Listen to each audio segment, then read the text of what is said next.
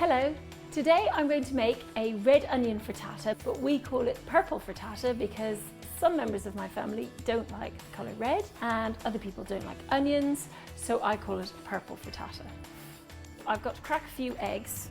One of the reasons why I love eggs is they are incredibly nutritious and they have fantastic all-round goodness. I just want to really mix them up. I like to mix it so that you can't see the yellow from the white. The next thing I'm going to do is I'm going to oil my pan. The last thing I want to happen is to go to turn my frittata out and for the whole thing to be literally stuck to the pan. I'm using groundnut oil because it's got a high burn temperature. I'm going to use my bit of handy kitchen paper, which I'm going to wipe that oil out with. So I'm going to put in the onions.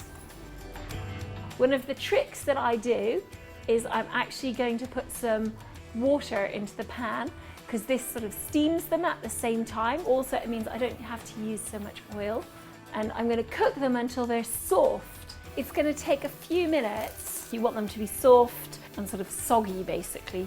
Today I'm using goat's cheese and red onion, but you can use any combination. I have done this with leeks and cheddar. Almost any combination will work. What I'm doing now is I'm cutting up the goat's cheese. We just want big chunks of it in there.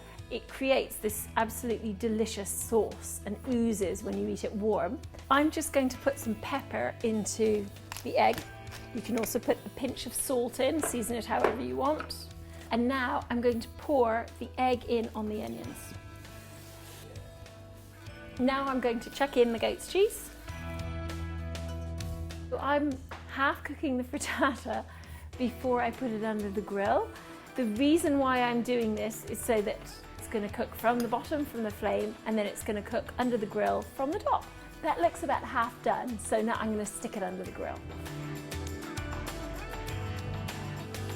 My top tip, and this is something that even the most professional of chefs forget to do sometimes, is just grabbing that handle out of the grill and burning your hand. So I kind of almost tie a tea towel around my hand and I'm not burning myself. Yay! It looks perfect. The moment of truth, fingers crossed.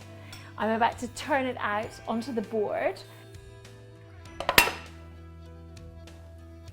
Yay! It worked! I'm just going to throw some basil leaves on top.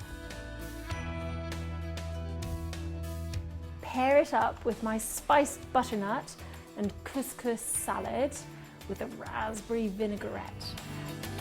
And that is delicious.